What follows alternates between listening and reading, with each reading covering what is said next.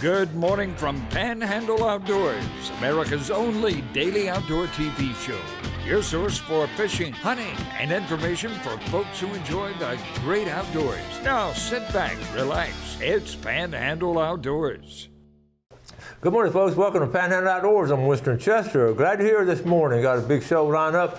Special guests here, but first, let's take a look at our weather. Brought to us by Gulf Coast Air Conditioning. Drew Pollard and his hard-working crew taking care of everyday comfort needs. Pretty comfortable today. High 68, low 54. And it should be a really pretty day. Water temperature at the end of the pier is right at 60 degrees, 59.6. So we'll round off to 60.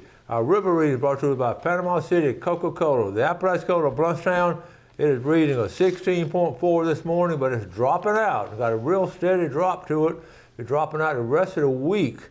And looking at the Choctaw Carabelle, right now it's reading at 8.2, and it's got a slow and steady drop. It's interesting how each one of those rivers drop at a different angle. When they close those gates, the Apalachicola will go boom like that, but the Choctaw is always steady drop, and it's interesting watching that. Our tide chart brought to us by Kent Forest Lawn. Today is February the 21st. Great tides. We're looking at a low of 6:02 this morning and coming in about 8:15 tonight. Really good, strong tide. Wind will be coming out of the west, not too bad, around 8. So not a bad day. Let's take a break. We'll be right back.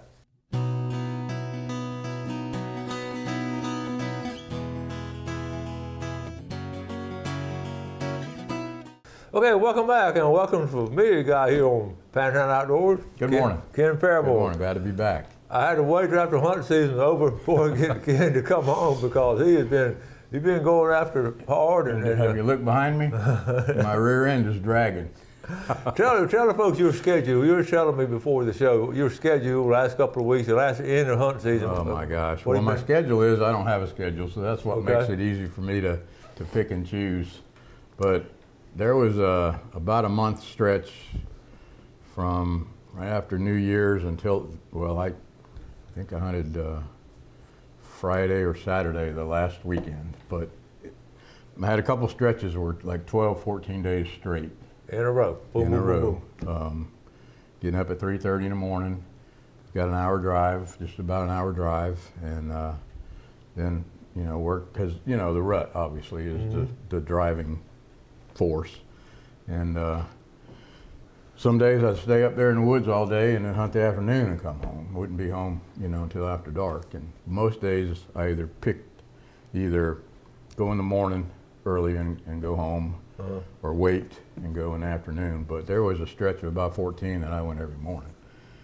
And that weighs on you after a while. Yeah. And I don't know, you just get caught up in it and your system gets used to it. You set the alarm, but you find out waking up before the alarm because you got in such a pattern of getting up that early. After a few days, it doesn't become as hard as it does at first. But anyway, I had a okay season for me. Well, you were hunting during that time. It's interesting because you've been doing this your whole life, and you looked at the rut. And what made you decide whether to do a morning hunt or afternoon hunt? A lot of times it was a moon. Okay. A lot of times it was the weather. But usually, as most people know, when they're in rut, they don't care about the weather, and you may go and sit. Some days I'd sit till noon, because the movement was late, or you don't never know when they're going to show up. It's hard to sit for the entire day and without taking a break. But and I know one you had. Well, speaking of that, you had a comfortable stand. Well, I have several, but and some aren't. Some are just a metal ladder stand. Okay. But most of the time I determine, and most of the hunters do, you determine where you sit based on which way the wind's blowing. I don't want to sit somewhere and the wind's at my back. So a lot of times that rules out probably half of your stands, because most of them that we have or I have are set for certain wind direction. So you'll have some facing northwest for when the fronts come through, and after we get a lull and it's back around southeast, the east, I've got some that face that way, and then that kind of helps you make up your mind. I want to go over all this with Ken because he's up in the upper echelon of deer hunters, and he's very successful. He passes over a lot of bucks, and he's very selective. And I always love picking his brain and little things like that to share with you. So you did. You got a nice buck here. So tell us about this. The best one I got, and then the only one I got this year was that one there. As I told you earlier when we were not on camera, as I've gotten older, I've gotten more selective. Is this him here? Yeah, that's the same deer. That's a big, healthy deer. Yeah, he was probably around 180 pounds. And I just finished up doing his Euro mount the other day. Okay. That is nice. Now, you did this? Yeah, I did it. I do them all of them. Okay, how old do you think he was? I put him at 3.5. Okay. I was on the fence about 2.5 to 3.5, but I'm pretty sure he was 3.5, but he's 15.5 on the inside, so he wasn't overly wide, but when you see nice. He comes out, he's a 9-point. Yeah. But, the selection is, then you make up your mind. Yeah. It wouldn't take me long to make up my mind on that one now. No, but it was a lot of fun. I had been watching him on camera. I think I showed some camera pictures of him last time I was on here. And so he was kind of my target at the time. And then, of course, when the rut starts, you get a different influx because where I'm at, it borders the Tupola River. And the management area is on the other side. So this one, the river, I've seen does come across before that you knew they crossed the river, and you're looking at them with binoculars, and they look funny. And then you look closer, and there's water dripping off of them. Well, they just swam the river and came in.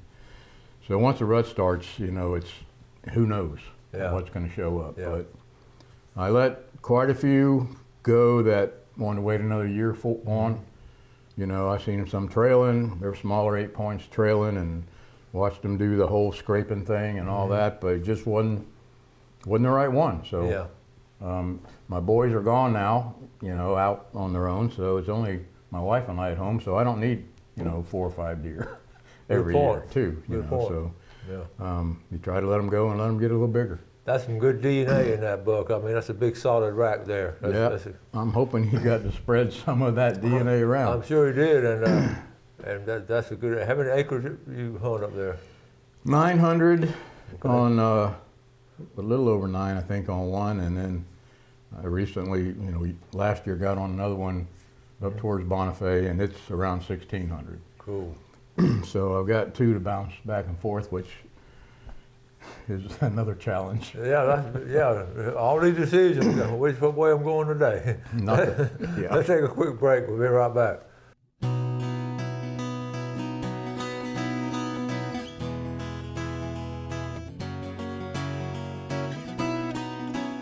Okay, welcome back. So here with Ken Paramore, a hunter extraordinaire. And we're talking about getting out in the woods. We talk about it all the time. It's not all about pulling the trigger. It's just all the things you can see, just sitting there in God's nature and just observing. And then we have these game cameras now. And if we're not there, it's going to take pictures. So let's talk about that. I really got interested in the game camera stuff, a couple of years ago. And now I've got one, cell camera. And I've recently bought another one that I'll put out next year and try it, but not just the deer. You're looking for a buck like the one we just showed on there, but all the other stuff that they take. Really got interested in birds recently. Well, because you're sitting there twiddling your thumbs, and you see a bird land, in a tree or something next to you, and you're trying to decide which one or what it is. Yeah. And so I found, like I said, a year or 2 ago, I started on the FWC site, and I found that program called Wings Over Florida, and where you can identify and get a certificate for the amount of birds you see in a year. It's called the Big Year. And the first year I ended up with 92. Last year I ended up with 84. So I just started in January again. And not for the certificates every year now. It's just to see how many I can get. Yeah. And I identify. And I've got 22 or 4 already. Well, cool. So, and I'm just doing it because it gives me something to do when I'm sitting there. But you always see, especially when it's cold, you have different ones here than we do, normally during the summertime. But they end up leaving after it gets warm, And the robins are here, or were here, and there's some other ones that you see, but it's just. Yeah, that's cool. And you learn. Yeah, and this picture here, I love this. Tell us about this one. I don't know what he was doing. He was on a game. It's a game camera picture, and it's a red-shouldered hawk.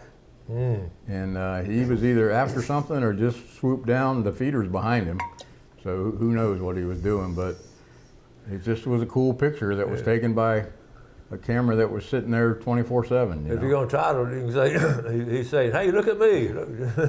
He might have been after a squirrel or something. Yeah. Who knows? But he was after something. He got caught on camera anyway.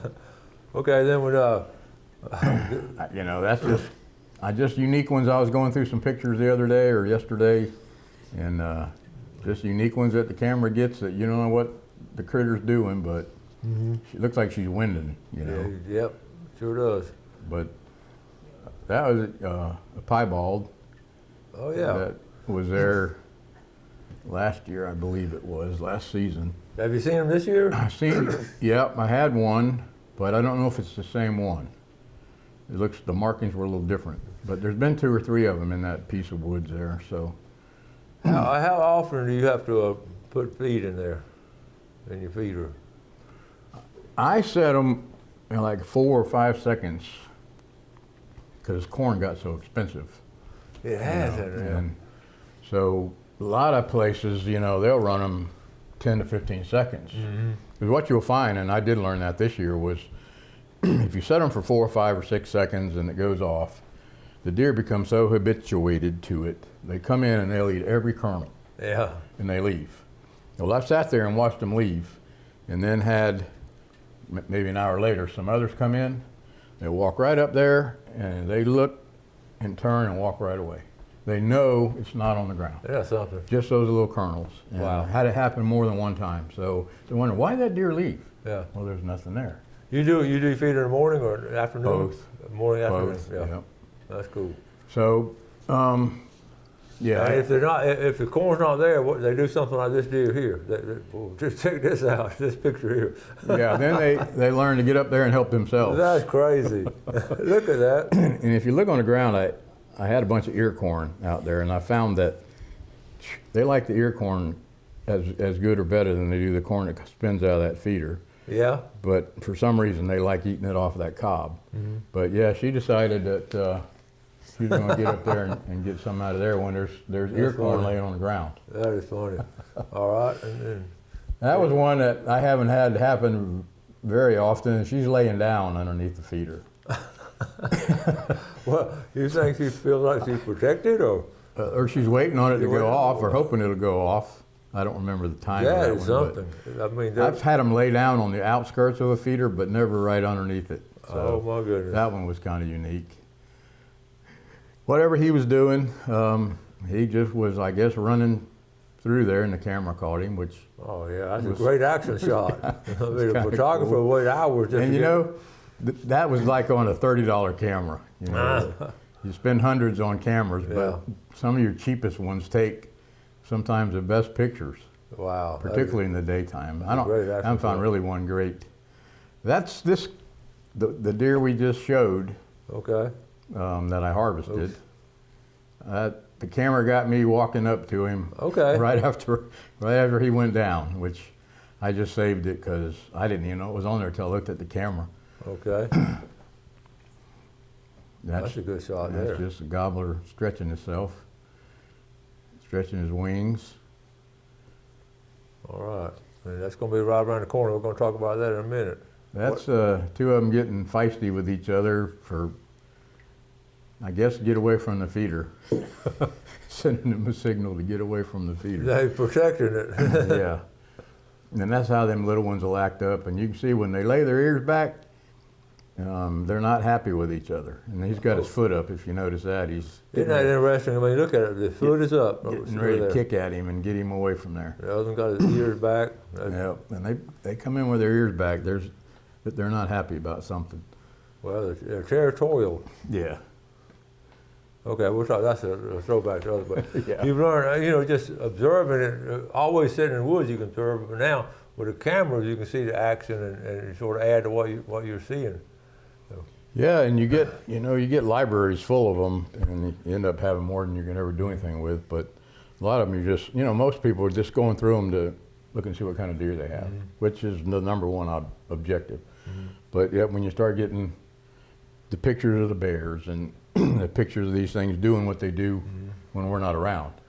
Were you bothered about bears much this year? No. That's good. No, I had one bear picture in there that was from year before last.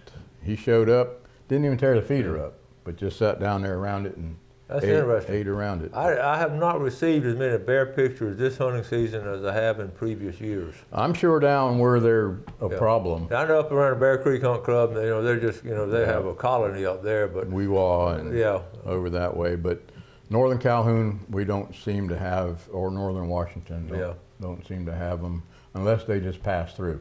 What I used to find when I hunted another place up off 20 was when the Choctawhatchee got high and the swamp got full of water, we had them show up. Right. So they were probably in that river swamp, and the water ran them, inland more. But then they'd leave. So. Okay. All right, let's take our final break. Come right back with Ken Paramore.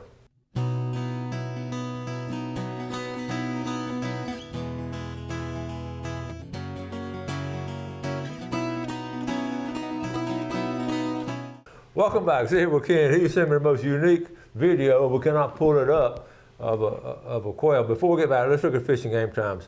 Blue Water Outriggers 8:57 and 10:57 this morning, 9:21 to 11:21 tonight. I'm going to keep looking for it, Ken, while you talk about it, okay? Because what you shared with me was really something else. Tell us. Well, it was a cousin of mine that was born and raised in Mount Pleasant. He is the son of Joey Edwards and Katie Edwards, and consummate outdoorsman. And he went on apparently, I just saw it on his Facebook page the other day and decided to share it, which we can get it on there whenever. Was on a quail hunt apparently, and they were coming up on birds to shoot, and the bird got up, the guy to his left shot the bird, and it circled back straight towards him. Okay, we found it. Just be patient. Be patient with us, folks. This is it right here. Okay, here we go. All right, we're gonna run it again. Yeah, you're gonna have to run it about 3 times because that's what I had to do. I know it. Okay. It'll start over pretty quick. Okay, here we go. We're gonna play it again. All right, tell us. Here we are. We're at quail shoot. They're all lined up for a bird to get up. Bird gets up, comes straight to the guy, and he caught it left-handed. In the left hand is that quail. And the funny part about it is that's Miles Edwards is his name. We're gonna play it one more time, so be looking for the quail coming out of the left. Okay, so here we go. The guy apparently it looks like the guy in the lighter colored shirt is the one that shot it right there. It came right to him. But in high school and growing up, he was a standout baseball player. I remember, yes. So he was holding the shotgun in one hand and one-handed the quail. That'll never happen again. Well, I appreciate you sharing that to me. I had to look at it, like I say, 2 or 3 times, and then when I put it on my page, a lot of people commented on it. It just really fascinating. But, had a blast from the past coming up if you wanted to get. Yeah, we're gonna go back to that. But it was funny because you just don't see something like that. Yeah, the reason I shared it was you've been on quail hunts here this year already, and most of the time when they leave, they go that way, but. And that one was apparently dead when he caught it. I mean, it was fatally hit. Yeah. And, now we want to show the gator first, or this? Which that one there. We want to show this one first? Yeah. Okay, so here we go. So tell us about this. It was November of 1995, and I was on patrol down in Lee County, out of Fort Myers, and I came into an area we had everybody, all the wardens have problem places where they go check because it's notorious for things happening. So I pulled into this place and there was a truck in there, and there was 2 guys outside the truck, and I think it was a Sunday afternoon, and just asking what they're doing, and they're hemming and hawing and nervous, and this was a place where they used to park and slip into another place to hunt. So I walked around the truck and looked in the truck, and there was a gun in the truck, or a rifle of some sort, small rifle. Started asking questions, and they, you know, we're just in here, we pulled in here to go to the bathroom, or, you know, the typical stories. And so I was looking around the truck, and I looked in the truck bed, and there was blood dripping out of the bed of onto the bed of the truck underneath the toolbox. You know, and then there's a little blood on that picture, which it shows it. There's got blood on there. Some blood there somewhere, a little bit. So ended up asking them about it, and they didn't know nothing. There wasn't nothing to it. And then so I said, well, you killed somebody and you put it in there, or there's something in there I need to know about, obviously. So that gave me probable cause to look in the toolbox. So I looked in the toolbox, and that alligator was stuffed in the toolbox. And so we got it out, and that's the picture of me with a gator. And of course, they hung their heads. They hung their heads then. Why would they shoot that little gator? And you know, the thing of it was, they didn't kill the alligator there. They killed the alligator several miles away down the highway. And coming home, they decided to go in that spot to go do something else with that thing in the truck. Now, you or I, if we'd have done that, we'd have went from wherever we killed it straight home, or wherever. So they pull in another place, and then... Well, so those are not the A students in the classroom. They usually aren't. Boys like that. They usually weren't. Yeah. I think the A students we never caught. No, they had a little bit smarter than that. And, But they had shot that alligator in another location. They ended up telling me later, and stuffed it in there, and they just couldn't stand it. They were going to slip into that property and go kill a hog or a deer or something. You know, then. All right. Well, So- that's what I love, that blast from the past. It's very interesting and all. We got one more. Let's see. We also got turkey season coming up. You're gonna have to come back on and talk about turkey that's season. another grind That's coming up. Let's see. That one there, when I was going through the pictures for the show, I came across that one the other day, and remember talking about, you know, working on equipment and having equipment. There's my swamp buggy in the back there. Well, we had an old deer that stayed in the yard back in the day, and This is down in West Palm? Or that was in Palm Beach County. Okay. Lived on the management area. And I was working on the truck there that day doing something, and had my toolbox there open, and his name was Bucky, believe it or not, because he was a little nubbin buck, but he come wandering up, I guess, to see what I was doing. I'll tell you what, I look at it, first thing I noticed, how much your sons look like you at that age. I mean, wow, that's something. Yeah, they built like their dad. But yeah, I was just doing something in the yard, and he showed up, and he stayed around there forever, and because we orphaned him, he got brought to us, and we kind of rehabbed him, but he stayed loose there in the yard until he got mean, and when he started getting his antlers and all that, so they took him to a zoo in town. Okay. Kind of a zoo. It's kind of a wildlife sanctuary, let's put it that way. Yeah. Where they could go be viewed, but not petted and all that, so. Well, cool. Well, again, we're about to run out of time again, so we'll come on another, let's see, a couple weeks and we got turkey turkeys, season. and we'll talk about a banquet. You know, When is the banquet? August 16, mark your calendars. Okay. It should be August 16 if that's a Friday night. We got to go. Thank you, man. Thank you. Appreciate it. Enjoyed it. Bye. Appreciate y'all watching the show. Do something good for someone else today, and God bless. Thanks for watching America's only daily outdoor TV show, Panhandle Outdoors with Winston Chester, featuring hunting, fishing, and other activities and information to help you enjoy the great outdoors. Join us next time for Panhandle Outdoors.